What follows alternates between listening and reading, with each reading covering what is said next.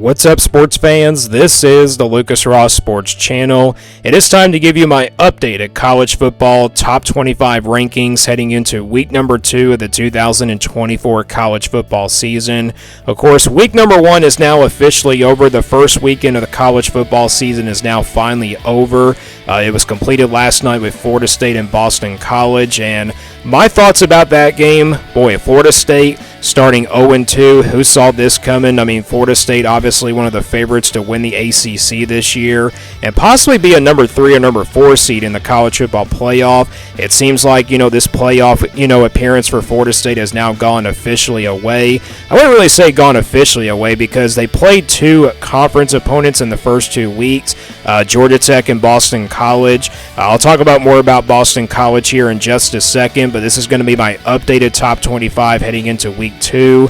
And this is kind of based off of what we saw and everything. I'm not really a kind of person that, just makes a new top 25 every week. I usually move teams up and down and everything, and it's kind of based off of how the teams really performed over the weekend as well. I know some of these top 25, and everything won't agree with it, but we're going to go ahead and get right into it anyway. Again, to my week 2 top 25 rankings heading into the second weekend of the 2024 season. So we will start from the bottom and work our way to the top. We will start here from 21 through 25. I got Boston College at number 25, Iowa at number 24, Georgia Tech at number 23, and then Arizona at number 22, and then Kansas at number 21.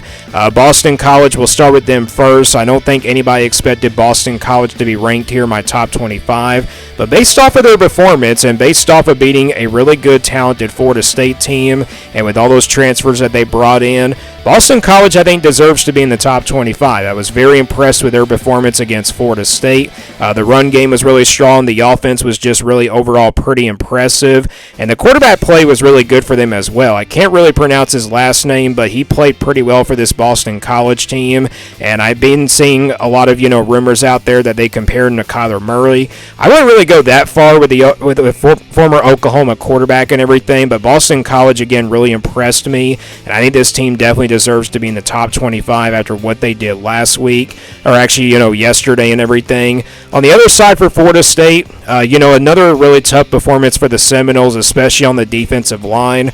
Boston College just really kept running down the Florida State's defensive line down their throats, and that kind of same thing happened in the Georgia Tech game. Florida State's defensive line is not really that good. The secondary is a little bit of a concern as well, but the offense, of course, just could not get past this Boston College defense. DJ Uyunglele wasn't really consistent either in this game. I don't think Florida State is a bad team, but they have not played really solid football in the last couple of weeks. And again, Boston College, they definitely deserve to be ranked in the top 25 for me. So I got this team ranked in the top 25 at number 25. And then Iowa at number 24, they scored 40 points this past weekend. Really nice, impressive win over Illinois State. They took care of business. It seemed like the Iowa offense got off to a pretty slow start, but then they started to pick it up in the second half. And again, this team did score 40 points. I was very impressed with the Iowa offense in this game. I think, the offense will probably kind of struggle a little bit this weekend because they got Iowa State coming up in a rivalry game. That should be a pretty good game either way. But I think, Iowa, the home field advantage, I think they're going to get it done in that one. So we'll see what the Hawkeyes look like there at number 24. Georgia Tech at number 23. I didn't have Georgia Tech ranked in the last 2 weeks. I didn't have them ranked last weekend, and then also in the preseason ranking. I was going to rate Georgia, I was going to put Georgia Tech here in this top 25, but I didn't have enough room for it. SMU was in the top 25 for me, but I took SMU out because I feel like Boston College and Georgia Tech are 2 teams that deserve to be ranked based off of how they played against a very talented Florida State team. I know Florida State's 0-2, but they have a very talented roster. It's not really just about the team. It's a very talented roster. And with that being said, I think Georgia Tech definitely deserves a lot of credit, and so does Boston College. I mean, both of these teams really took, similar kind of games against Florida State. They both ran the football down Florida State's defense. And I just think, with those performances, they definitely deserve to be ranked here in the top 25. But Georgia Tech, this is a pretty good team. They're 2-0, took care of business against Georgia State. I thought they would kind of struggle a little bit. Georgia State's a little bit of a good Sun Belt team and everything, but Either way, the Yellow Jackets are 2-0, and they are not really that far behind in the ACC. But I wouldn't really count out SMU either. SMU is a really talented team as well, but they haven't played like a really good team yet. So with that being said, I know Nevada was a pretty tough game for them as well, but I'm going to keep SMU out for right now and then put Georgia Tech and Boston College here in the top 25. And then Arizona and Kansas stay in their same spots at 21 and 22.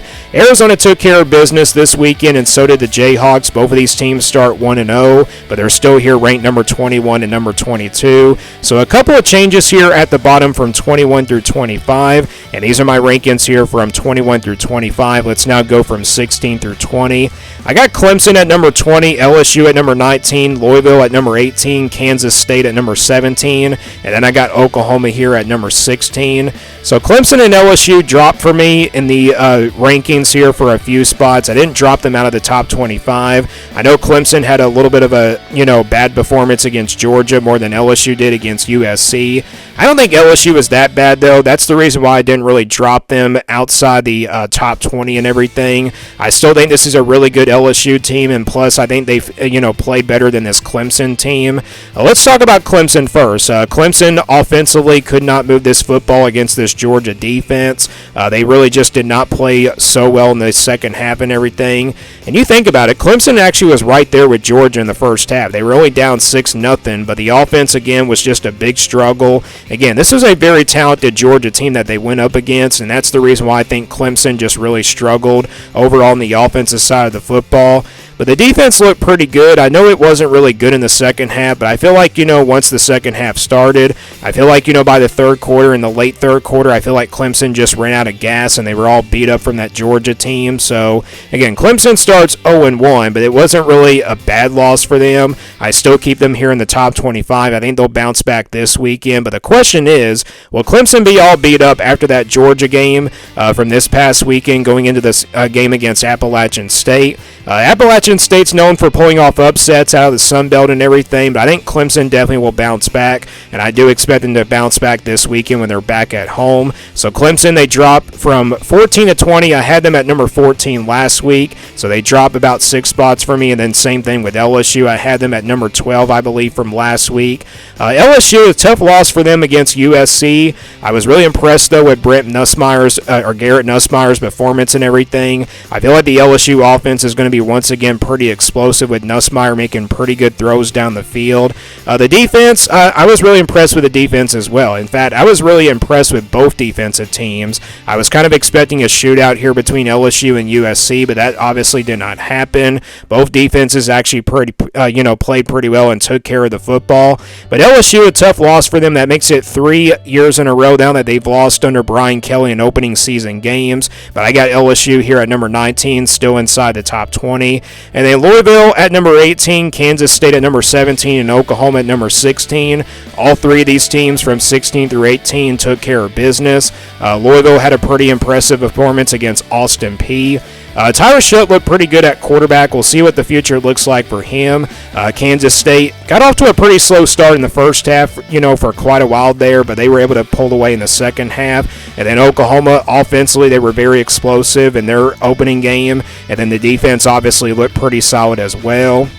For Oklahoma, we'll see how they do against Houston this weekend, but when you look at that game now for Oklahoma, I was kind of expecting it to be a tough game in the early part of the preseason and everything, but when I look at that matchup now, I feel like Oklahoma's got a big advantage going into that game. They were a 29.5-point favorite last time I looked at the spread. Houston obviously losing their first game under Willie Fritz to a really good UNLV team, a group of 5 team on that level, so I think Oklahoma has a big advantage going into that game, but these are my rankings here from 16 through 20.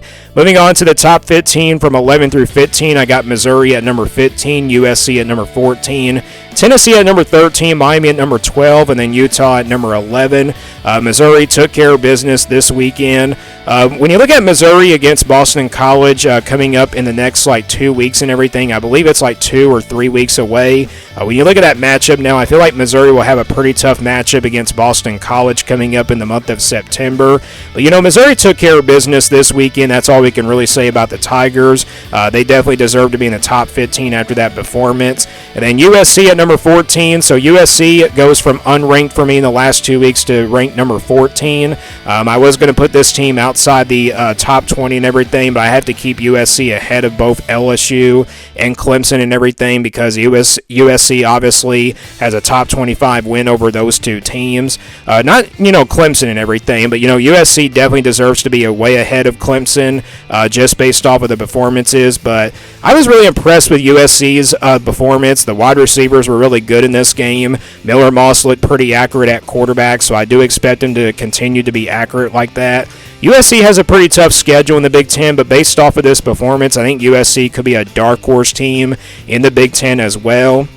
And like I said, based off of my recap from yesterday in my video, I did say that USC might be a dark horse team in the Big Ten, and so with that performance, I think they could definitely do that. But USC, very impressive win against LSU by 7 points. This team definitely deserves to be in the top 15 right after that win because LSU is ranked in the top 15 for me last week, so I got USC here moving on to number 14. Tennessee at number 13, very impressive performance, very explosive offensive performance in the game against Chattanooga. Nico Amaliava looked really good at quarterback. These receivers look pretty good. The offense just overall was really, really good. The defense, we'll have to see them play like against a really good team, which you'll get this weekend. NC State will be a pretty tough game coming up for Tennessee. The ACC, of course, got off to a pretty slow start this weekend, and also definitely going into the last couple weeks and everything. But Tennessee, I think, definitely going into that game is definitely the more better team. Again, we will see how good Tennessee actually is going into that game this weekend. And then Miami comes in at number 12. Boy, they put a whooping on Florida in this game on Saturday. I was really impressed with the Miami offense. Cam Ward coming in there and really just delivering here for this Miami football team. I think this is a very talented team. I think they're definitely going to be a lot better this year based off of the performance against Florida. I feel like Florida's not going to be a really good team, though, for the rest of the year just because of how tough their schedule is. And based off of this performance, I just don't think they're going to be all that good. But, Miami, a very talented team. I think they're definitely one of the most talented teams in the ACC as of right now.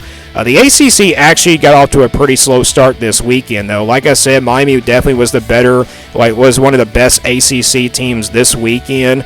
You saw NC State struggle against Western Carolina for a while. Then you see Florida State lose 2 games in a row. But you got Boston College, Georgia Tech, and SMU. They're not really that far behind Miami, and same thing with North Carolina. NC State, again, just a really kind of a up and down performance in the game against Western Carolina. But, Miami definitely is the front runner in the ACC as of right now based off of that performance against Florida. And, again, I was just really impressed with Cam Ward's performance. So Miami at number 12, they start 1-0, and then Utah comes in at number 11. Cam Rising, of course, makes his return for the Utes. I was very impressed with his performance. You have to keep Utah here at number 11 because obviously they played a cupcake game.